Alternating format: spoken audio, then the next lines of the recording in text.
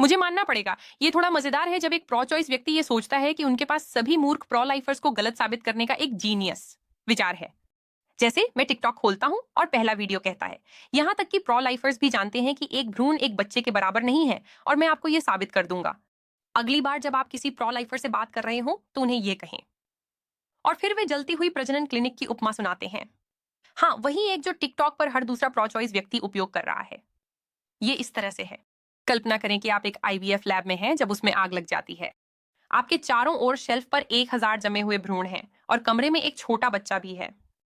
आप केवल एक को बचा सकते हैं, या तो 1000 भ्रूण या छोटे बच्चे को। स्पष्ट रूप से आप छोटे बच्चे को बचाएंगे और इसलिए प्रो लाइफर्स वास्तव में नहीं मानते कि भ्रूण और छोटे बच्चे समान हैं।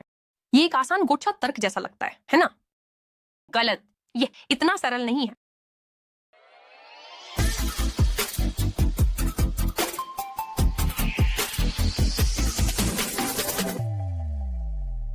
हाँ, मैं छोटे बच्चे को बचाऊंगा, लेकिन इसका यह मतलब बिल्कुल नहीं है कि मैं भ्रूणों को मानव के रूप में उसी तरह से महत्व नहीं देता जैसे मैं छोटे बच्चों को देता हूं।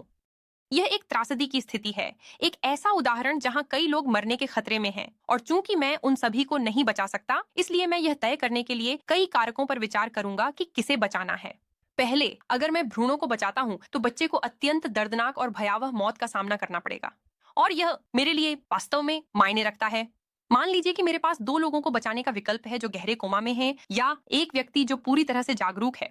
मैं उस व्यक्ति को बचाऊंगा जो जागरूक है। इसका यह मतलब नहीं है कि मैं उस व्यक्ति को अन्य 2 की तुलना में 2 गुना महत्व देता हूं। इसका मतलब सिर्फ यह है कि मैं इस बात का ध्यान रख रहा हूं कि अगर मैं सभी को मौत से नहीं बचा सकता तो किसकी मौत सबसे बुरी होगी, जो कि स्पष्ट रूप से आदर्श होगा। इसके अलावा जमे हुए भ्रूणों के जीवित रहने की संभावना बच्चे की तुलना में काफी कम है। वे पिघलने की प्रक्रिया में जीवित नहीं रह सकते और उन्हें कभी गोद नहीं लिया जा सकता। उन्हें फेंक दिया जाएगा या मारा जाएगा। मान लीजिए मेरे पास 2 लोगों को बचाने, जिनमें से प्रत्येक के छोटों से बचने की 10% संभावना है, या एक व्यक्ति जो पूरी तरह से स्वस्थ है। स्वस्थ व्यक्ति को बचाने का मतलब नहीं कि मैं विकलांगता के खिलाफ हूं या सोचता हूं कि स्वस्थ लोग अधिक मूल्यवान या महत्वपूर्ण हैं। मैं सिर्फ प्राथमिकता तय कर रहा हूं। अगर आप इन दोनों मुद्दों को मिलाते हैं तो मुझे लगता है कि यह स्पष्ट हो जाता है कि मैं आग से बच्चे को क्यों बचाऊंगा बजाय भ्रूणों के। हालांकि जीव विज्ञान और दर्शन से सबसे अच्छे सबूत स्पष्ट रूप से इस पक्ष में हैं, जो तर्क देते हैं कि भ्रूण मानव व्यक्ति हैं। मान लीजिए मेरे पास 10 लोगों को बचाने का विकल्प है जो सभी कोमा में हैं और अन्यथा बिना दर्द के मर जाएंगे, और जो शायद बच भी न पाएं, या एक व्यक्ति जो कोमा में नहीं है और निश्चित रूप से बच जाएगा, लेकिन अगर मैं उसे नहीं बचाता तो दर्दनाक मौत मरेगा। अगर मैं उस एक को बचाता हूं तो क्या इसका मतलब है कि मैं उन 10 को महत्व नहीं देता? नहीं, बिल्कुल नहीं। इस तुलना का काम न करने का कारण यह है कि सभी चीजें समान नहीं है।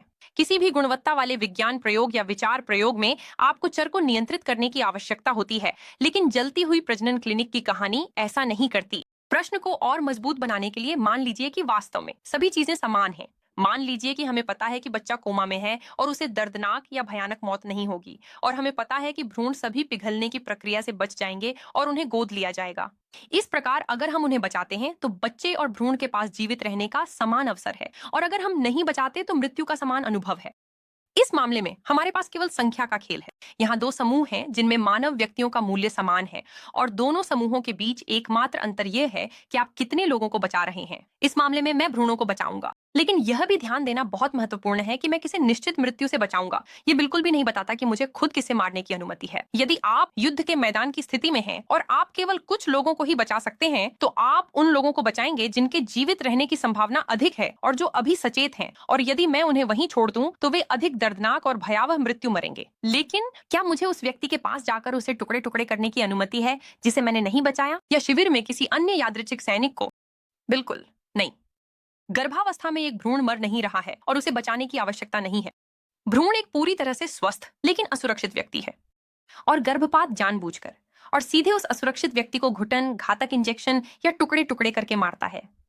यदि आप इस बात से सहमत नहीं हैं कि भ्रूण एक व्यक्ति है, तो त्वरित उत्तर संख्या 2 देखें। भ्रूण एक व्यक्ति नहीं है। विवरण में लिंक। अंततः मैं किसे बचाऊंगा, इसका मेरा उत्तर इस प्रश्न का उत्तर नहीं देता कि किसी मानव व्यक्ति की हत्या उचित है या नहीं। मेरा उत्तर अजन्मे के मूल्य के बारे में बिल्कुल कुछ नहीं कहता, और यह निश्चित रूप से अजन्मे की हत्या को सही नहीं ठहराता। यह गोच्चा तर्क बस काम नहीं करता।